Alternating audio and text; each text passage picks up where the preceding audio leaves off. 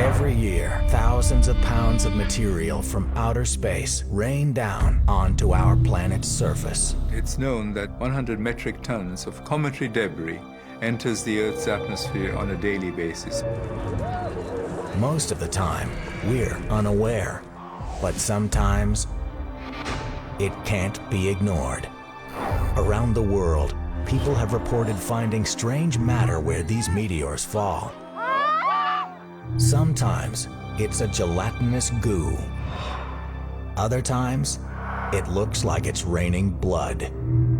Some say it's alien life. Now, scientists are looking for clues. And what they discover could forever change our understanding of life in the universe.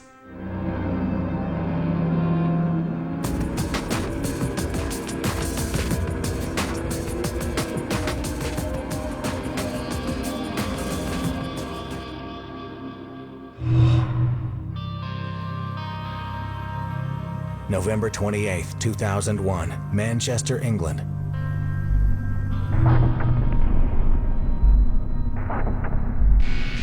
Paranormal investigator Stephen Mira receives an urgent phone call. A couple of witnesses saw some strange lights coming down from the sky one particular evening. Mira drives to the scene to investigate the report. The witness claimed that he saw some lights coming down in this local field here. Mira searches for anything that could have fallen from a recent meteor shower, but finds something completely unexpected. This is where it was. This is exactly where we found it. A gelatinous blob. And it was only when I got about maybe a good few distance, maybe 3 foot away, I could smell it. Could smell sulfur. It has a smell often associated with meteoric rock, an odor similar to rotten eggs. I saw it. I thought, well, okay, I'll take a sample. We'll have it looked at by the local university department. But first, his curiosity takes over, and he reaches out to touch the jelly.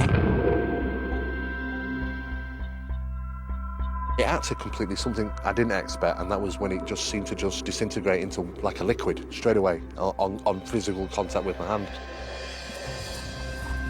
And the little he's able to recover never makes it to the lab. It was the following day when I'd noticed that it completely disappeared out of the sample pot. The strange disappearing jelly isn't like anything Mira has encountered on Earth. We can only presume that it was something obviously falling from the sky, and it's easy to jump to the conclusion that it might be something referred to as star jelly, which is thought to be possibly meteoric in nature. And that's the only real thing I could think it could be.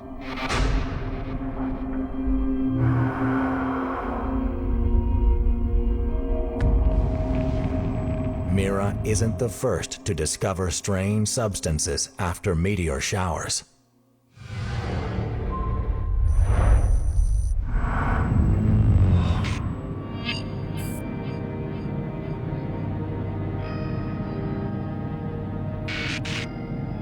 Dr. Dan Rolfe of the Historical Society of Pennsylvania has found hundreds of historical accounts of strange substances falling from the sky.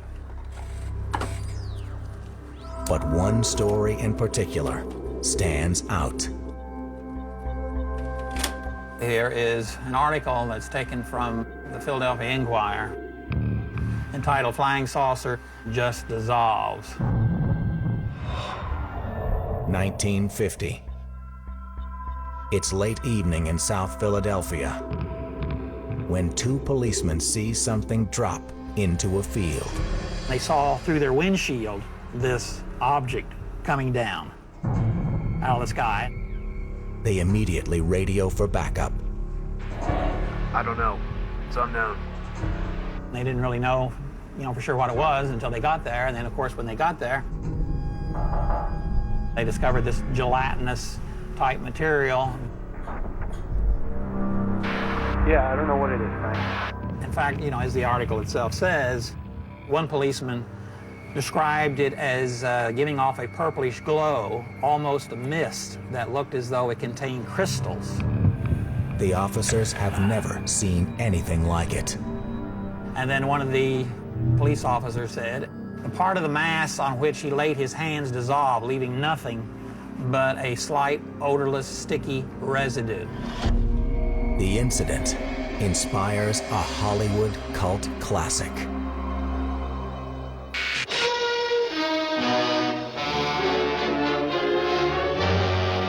Every one of you watching this screen, look out. Because soon, very soon, the most horrifying monster menace ever conceived will be oozing into this theater.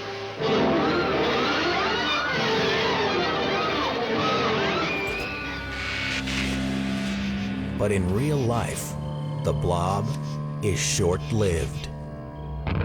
Within 25 minutes, everything was gone. I swear to God it was right here.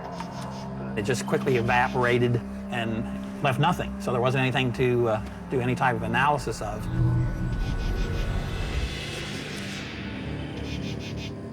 So it's just one of those unsolved mysteries. Another mystery in a small Pacific Northwest town bears striking similarities.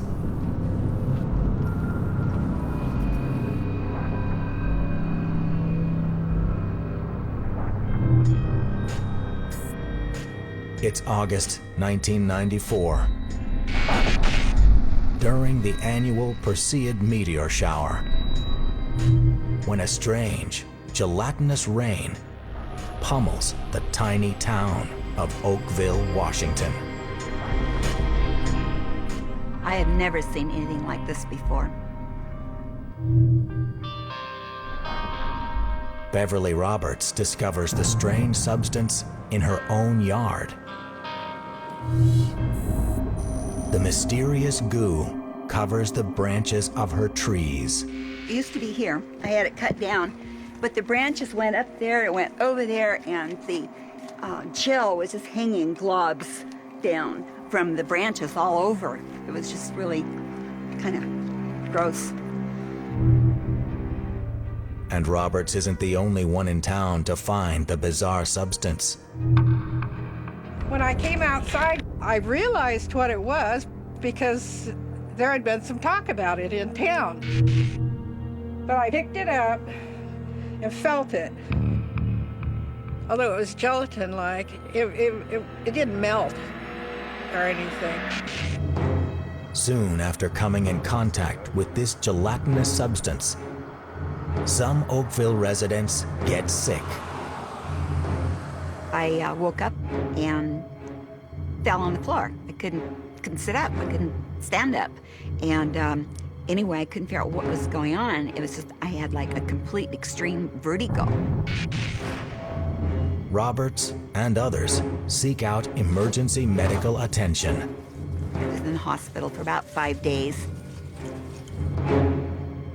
The ones that did get in contact with it all got sick. The gelatinous substance continues to appear sporadically around Oakville.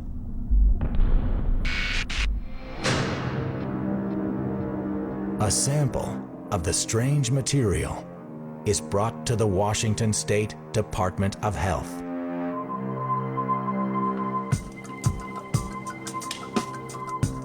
We had heard that there was some illness.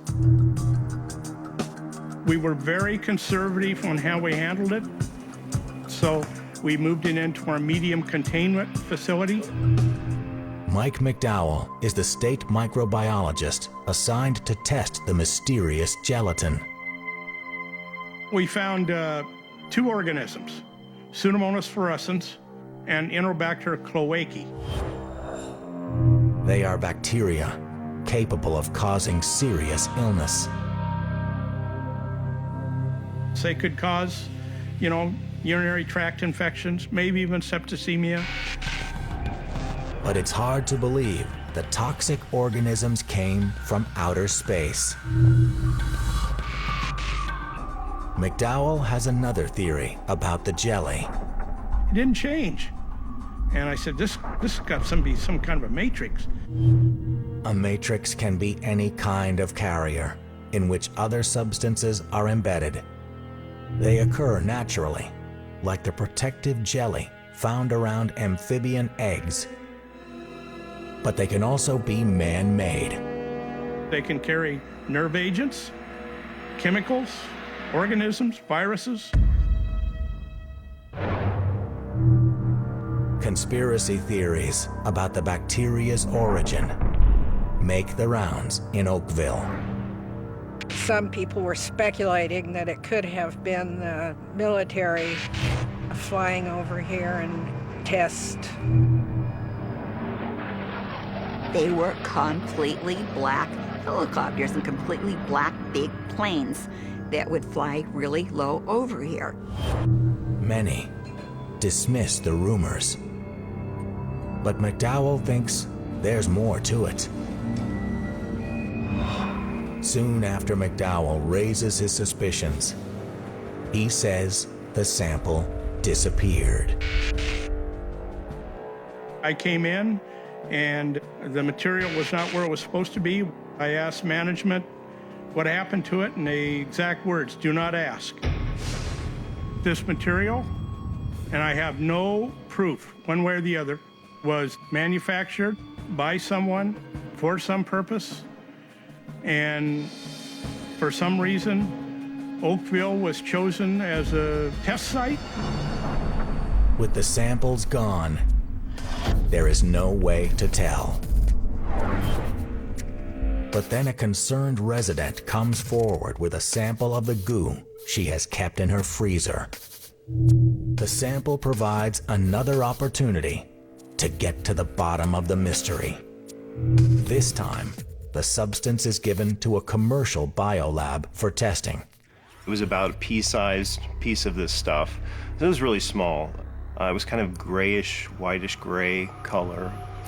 And it was unusual. I mean, it was something that I'd never seen before. And microbiologist Tim Davis takes a closer look under the microscope. I did see bacteria. There were bacteria associated with it. It was hard to say if it was a contaminant or what. And then Davis makes a disturbing discovery. Biologist Tim Davis analyzes the mysterious material that reigned over Oakville, Washington. I did see what I believe to be a eukaryotic cell. A complex cell with a nucleus. It looked like a white blood cell in there, and that was really unusual. Its presence puzzles Davis. I had my colleague look at it, and he thought the same thing. It just didn't seem like it was something that we should see in this material. It supported the fact that it came from some kind of living tissue or something that had life. But before they are able to examine the sample more closely, it disintegrates. Just like other star jelly samples from around the world. It didn't seem to want to stick around very long. We couldn't save it. It ended up basically disappearing, drying up. But Davis and his colleague have seen enough to come to a conclusion. What we saw, didn't look like some man-made polymer. Didn't look like some absorbent material. It seemed biological. He's unconvinced of an extraterrestrial origin. I don't really buy into the theory that it came from outer space, but my mind's open to it, so it's possible. A very real possibility.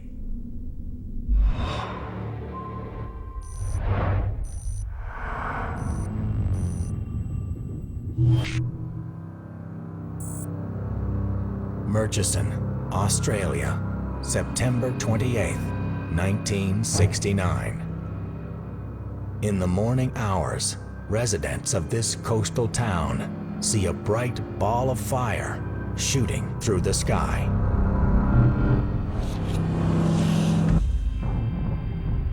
Then, moments later, it rains rocks. Scientists later collect more than 200 pounds of meteoric material. Research teams all over the world begin to study the samples, hoping to find traces of organic matter and evidence life exists outside of Earth. And they quickly find what they've been looking for: amino acids. But the story doesn't end there.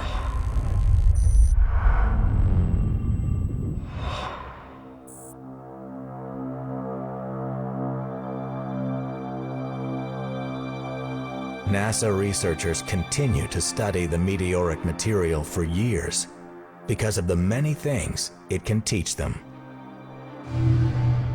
And eventually, with the help of new technology like electron microscopes, they find shapes they think are familiar. Within a matter of a couple of hours, we found other very, very interesting filamentous forms, very clear cyanobacteria. The filaments are so abundant and bacteria-like that Hoover decides they're microfossils. And that's not all. And most astonishingly, many of those can be identified to genus and species of cyanobacteria that we know on Earth.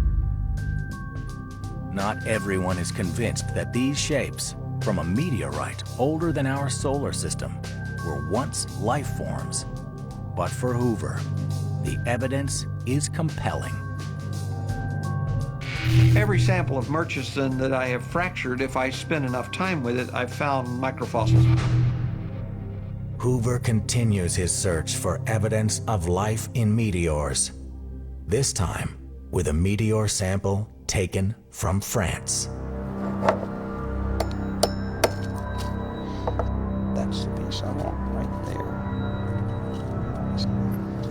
So we're breaking the meteorite, looking at freshly fractured interior surfaces, so we know that we're finding anything that's present is not a surface contaminant that could have gotten on the stone after it landed. Put it on the stub. All right. So we're now ready to take it over and stick it on the electron microscope and see what we can find. Oh, wow. Oh yes, nice. And similar shapes are there. Yeah, we want a picture of this area in here with that big long filament coming out. For Hoover, it's evidence that life outside of our world exists. If he's right, it could lend credibility to the theory that the cells found in the rain from Oakville might have come from outer space. I am absolutely convinced that what we're looking at here are the fossilized remains of filamentous prokaryotic microorganisms. And Hoover believes that live specimens could survive a journey through space to Earth. I do not think they would be killed as a result of the transit through the atmosphere.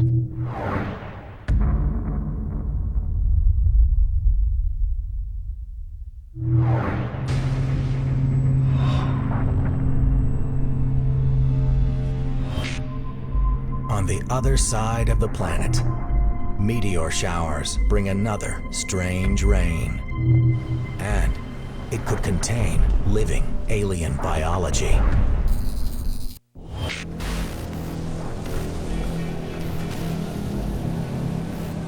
July 2001, India. People hear an explosion in the sky. Then, as it does every year, the summer monsoon brings heavy rainfall to southern India. But when the rain comes, it is blood red.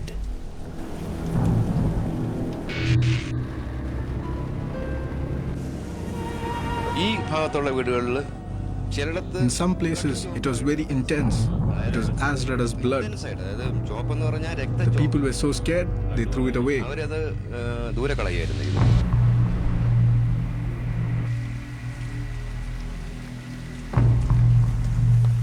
The blood red rain terrifies locals. According to Hindu religion, it is an era of destruction, Kali Yugam, and these are the signs. There will be chaos and it will rain fire.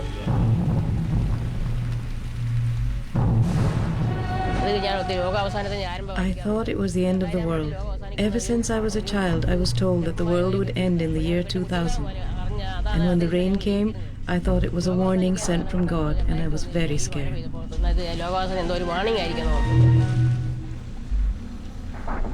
A physicist at the Mahatma Gandhi University finds those explanations inadequate and decides to take matters into his own hands. I have heard about the news reports, and as the days went by, it became more and more mysterious.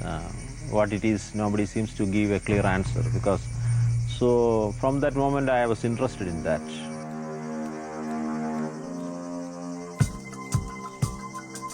At first, the Indian government declares the rain is stained red from dust that's blown in from Arabia. But Godfrey Lewis doesn't buy it. He's convinced there's something unique about the red rain and collects samples from villages around Kerala. And sure enough, under an electron microscope, the red particles don't look like dust at all. It's quite exciting to see this. The Kerala rain appears to contain biological cells, just like the gelatinous rain that fell over Oakville, Washington. They look like red blood cells, but they are not, because this is having a very thick cell wall, and that cell wall is not there in blood cells.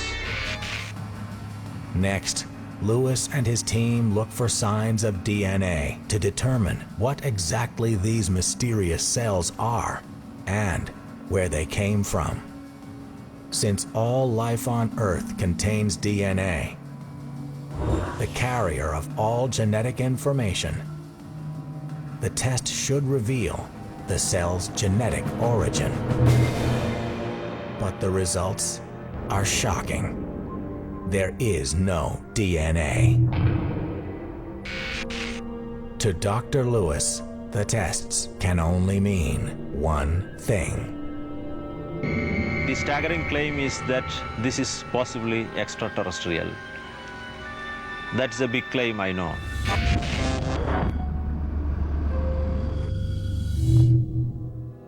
The red rain is sent to international universities for further study.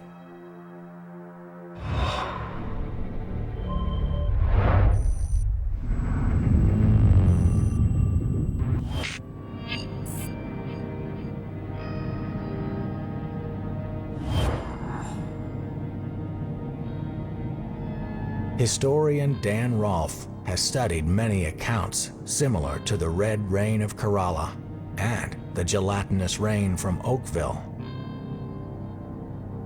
Some of the reports date back to medieval times.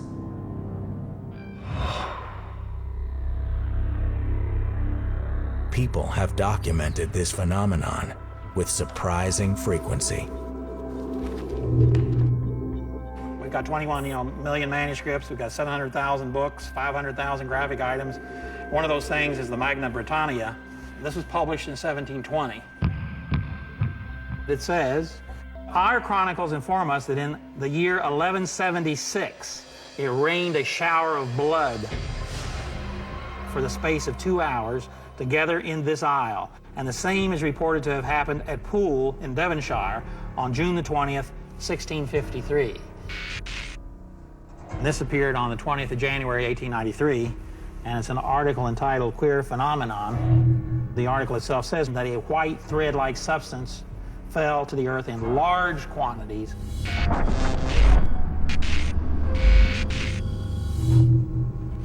This is from the Baltimore Daily Gazette. It was on a Monday for October the 10th, 1864. On the second page, it's entitled, the article is, A Rare Meteor.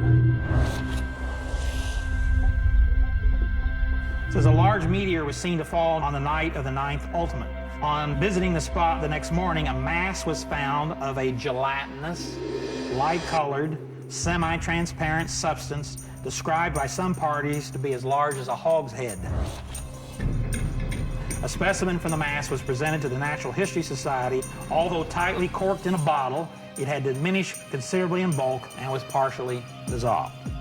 It was of a light straw color, had a strong odor of sulfurated hydrogen with a sulfurous taste, which is a common description of similar meteorite falls. Across time, across culture, it doesn't matter. You get these same elements with meteorite falls. Time and time and time again, you have the sticky residue, you have the gelatinous substance, you have something that looks like coagulated blood.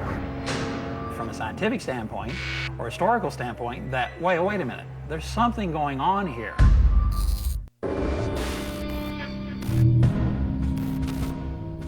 Global reports of strange rains and mysterious substances falling after meteor sightings lead some to believe alien life might be pollinating our planet. The nation's capital is home to NASA headquarters and Planetary Protection Officer Cassie Conley. We're T-minus 10, 9, 8, 7. It's her job to ensure we don't pollinate other worlds with biological material from Earth. Shuttle Endeavour.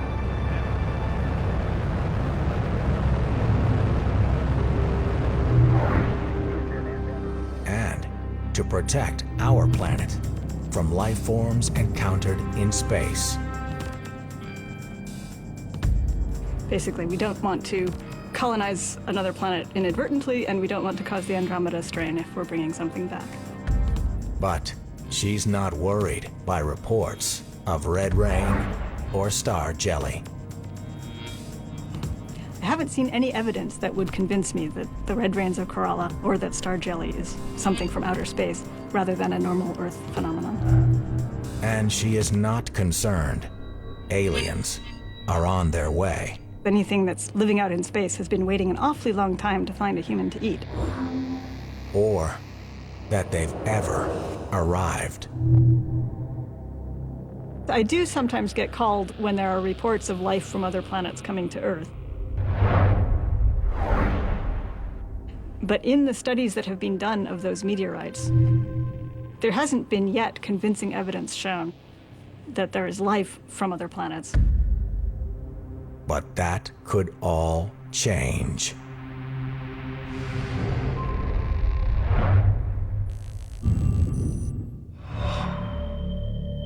Hello and welcome to the Sunday edition of Out of Doors, live here on BBC Radio Scotland. We've been investigating sightings of a mysterious luminous jelly discovered around the Scottish countryside. Star jelly sightings after meteor showers occur around the world.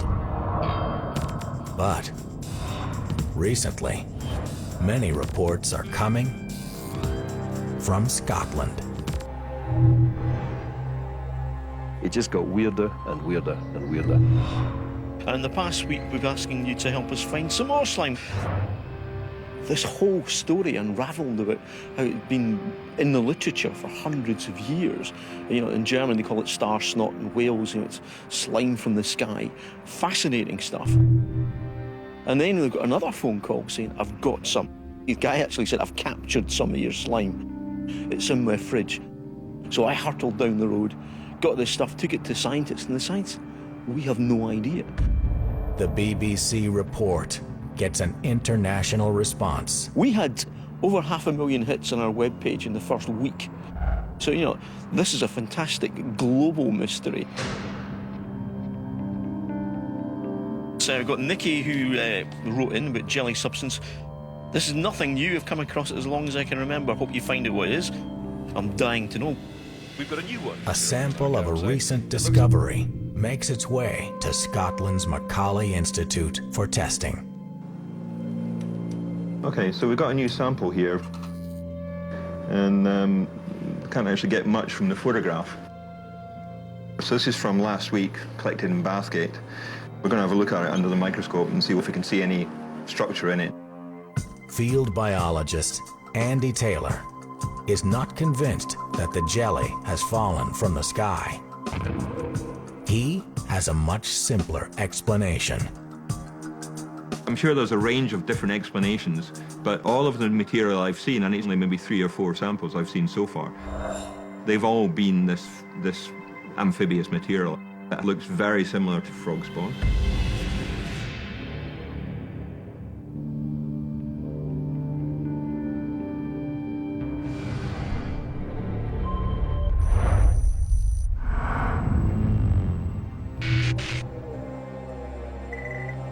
Photos of alleged star jelly are delivered to an expert in amphibian behavior at Clarkson University in upstate New York for further analysis.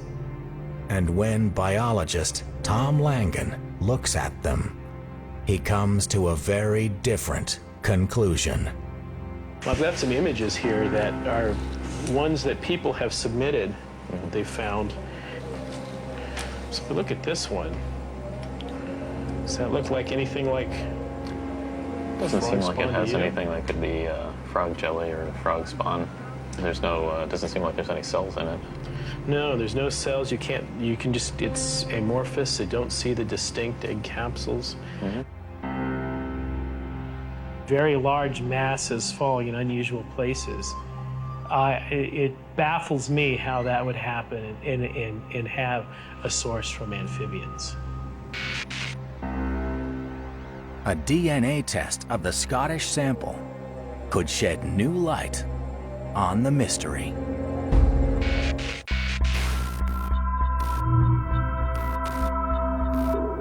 Andy Taylor preps the sample for DNA testing, hoping to discover its mysterious origin. He's convinced it didn't come from space. If you look at the texture of it, there's absolutely no way that it could survive coming through the atmosphere, unless you're thinking it's inside the meteor. And indeed, many meteors are more than just solid rock. Some meteors are frozen balls containing a mixture of ice and minerals. Meteorite finds in the past prove that they can maintain a frozen core during entry into Earth's atmosphere. Theoretically, anything frozen in this core could remain intact upon landing. At Clarkson University in upstate New York, Dr. Tom Langan has prepared a test to find out. He uses frozen frog spawn as the stand-in for the mysterious star jelly. So the question we're trying to answer today is whether a substance similar to egg jelly around an amphibian egg, if it were somehow transported by an extraterrestrial object, could it survive that travel and be deposited on Earth? Langan has exposed samples of the egg jelly to conditions similar to what they might encounter in outer space. Temperatures in outer space vary greatly, from -100 degrees Fahrenheit to boiling heat in the presence of a star like our sun. This sample was heated in an oven and frozen overnight in a sub-zero freezer. Exposing it to temperature extremes it would encounter in space. The heating process dehydrates the gel, reducing it to a thin, transparent film. And this sample was frozen in its hydrated, gelatinous state. However, simply freezing biological material doesn't guarantee preservation. The process of freezing can cause biochemicals to break down. First, Langen attempts to rehydrate the dried out sample as if it were unfrozen and exposed to water upon landing on Earth. The water re-inflates the dried out film back to a gel. Then Langen examines the frozen sample, which has now thawed. If you'll see right here, it's very jelly-like. And in fact, look what's happened. It's formed one mat that sticks together. His findings support the theory that a biojelly could safely travel to Earth in the frozen core of a meteor. If the biological material discovered in the samples from India, Oakville, and Scotland did in fact travel to our planet inside meteors, it's possible meteors could also deliver living biology to our planet.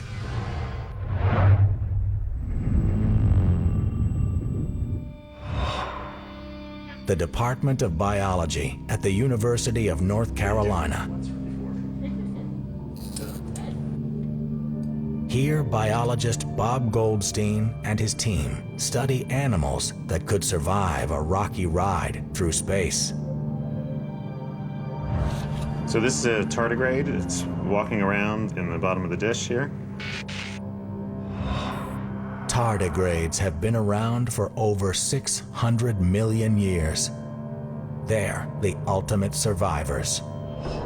They measure only 1/4 of a millimeter, but they are fully developed animals.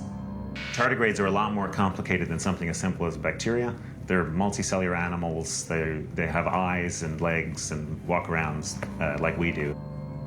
But what makes tardigrades particularly fascinating is their unique survival mechanism. This lab test demonstrates tardigrades become virtually indestructible when their bodies dehydrate. The body stops all movement, the legs disappear, and the tardigrades shrink into a ball. Scientists call this mass a ton. When tardigrades enter the ton stage, their metabolism has stopped and they can survive incredible conditions. They'll survive down to below 1 degree Kelvin, which is close to where molecular motion completely stops. They can also survive temperatures as high as 424 degrees Kelvin, or 303 degrees Fahrenheit. They'll survive extremes of temperature, extremes of pressure, extremes of radiation. Qualities that would make tardigrades the perfect space traveler. It's as if they're dead, but they're called cryptobiotic. They're in cryptobiosis, which means that it's as if they're dead, but if you add water, then they revive and they walk away. It's a simple procedure that brings the dehydrated tardigrades back to life. If this worked well, they should sort of re-inflate with the water, and then within a few hours, they'll start walking around. The dried out tardigrades are in there. And I add the water. They start filling with the water and growing a little bit as that happens. The legs come back out. And then in the next few hours, they should start walking around in there. In 2007, scientists even exposed tardigrades to the vacuum of space to further study this amazing survival technique. When they brought them back down, they added